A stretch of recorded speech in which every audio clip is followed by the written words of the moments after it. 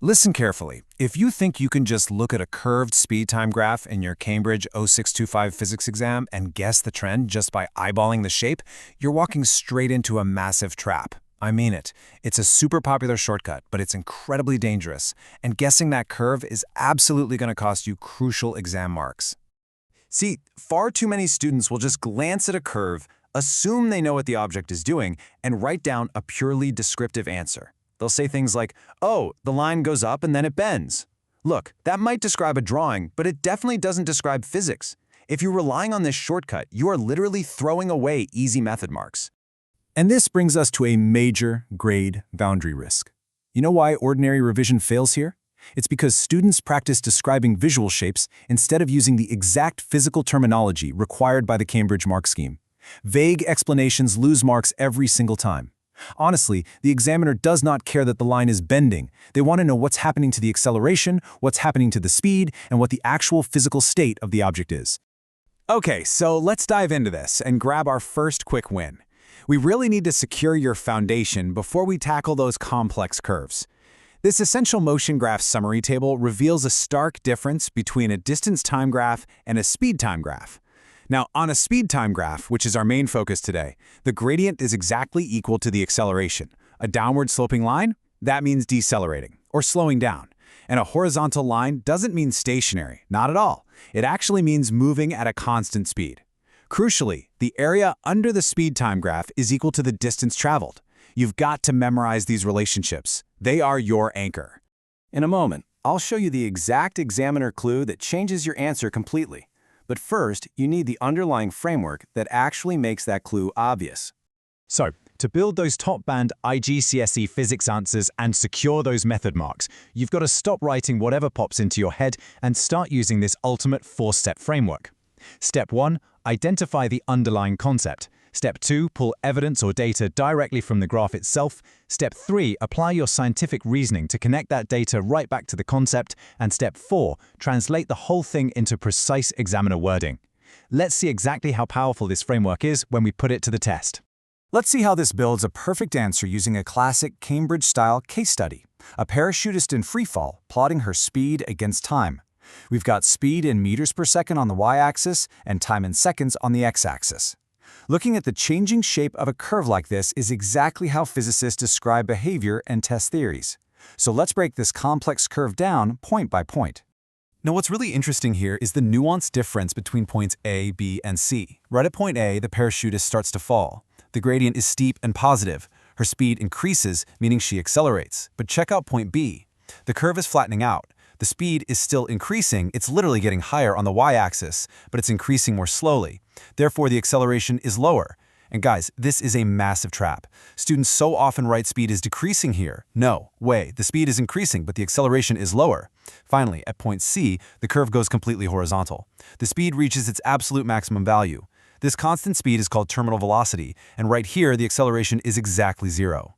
So, the really crucial part is understanding what happens when the physical context suddenly shifts. At point D, the parachute opens. Just look at that dramatic drop. The speed decreases rapidly. Because it's a steep downward slope, this represents a high deceleration. Then, as we move over to E, the gradient becomes less steep.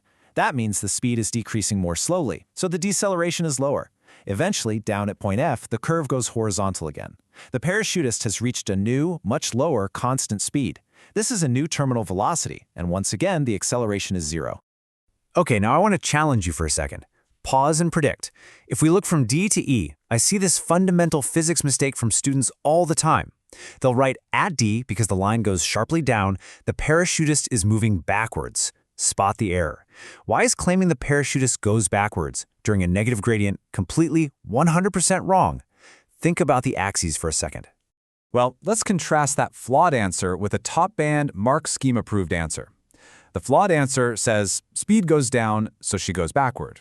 This fails completely because speed is plotted positively here. If you check the y-axis, the speed is still 40, 30, 20 meters per second. The value is way above zero. She's still moving downwards towards the Earth very, very fast. Now, the improved answer uses our four-step framework. It identifies the concept and the evidence. A downward sloping line shows a negative relationship. As time increases, speed falls. Then comes the scientific reasoning and examiner wording. This is high deceleration, but the speed remains positive, so she is definitely still falling downward, she's just slowing down. And this brilliantly illustrates why extracting data accurately is absolutely your next critical skill. Examiners are going to ask you precise questions, like, for how long was the parachutist traveling at 5 meters per second? Do not guess. Go straight to your y-axis, find the number 5, trace it across to the curve. You'll see this happens during the horizontal section from F to G. Now trace down to your x-axis to find the time values. This constant speed of 5 meters per second starts at 35 seconds and ends at 60 seconds. So, to get your final answer, you just calculate the difference. 60 minus 35 gives exactly 25. The parachutist travels for 25 seconds at this new lower terminal velocity. It's super simple math, but under the stress of an exam, students constantly skip the graph extraction step and just calculate blindly. You've got to always let the data on the page guide your math. Real quick, before we wrap up this analysis, let's run through a rapid-fire examiner correction checklist. If you want your answers to be completely bulletproof, you have to avoid these common mistakes. Number 1, missing units. Never, ever leave a final number naked.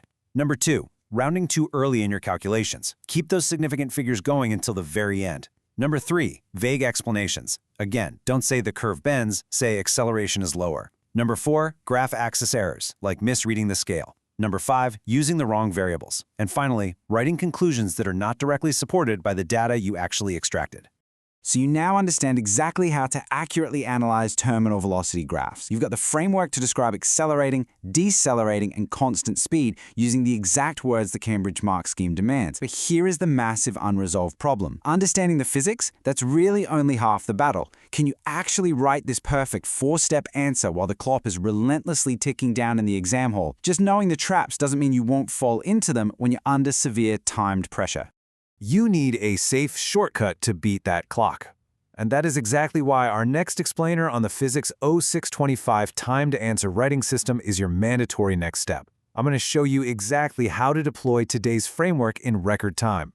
Subscribe to our YouTube channel AC Exams at acetheexams_IGCSE to excel in your Cambridge examinations. Seriously, click the explainer on your screen right now to get the full timed writing system. Because honestly, what good is a perfect answer if the exam paper is snatched away before you can even write it down?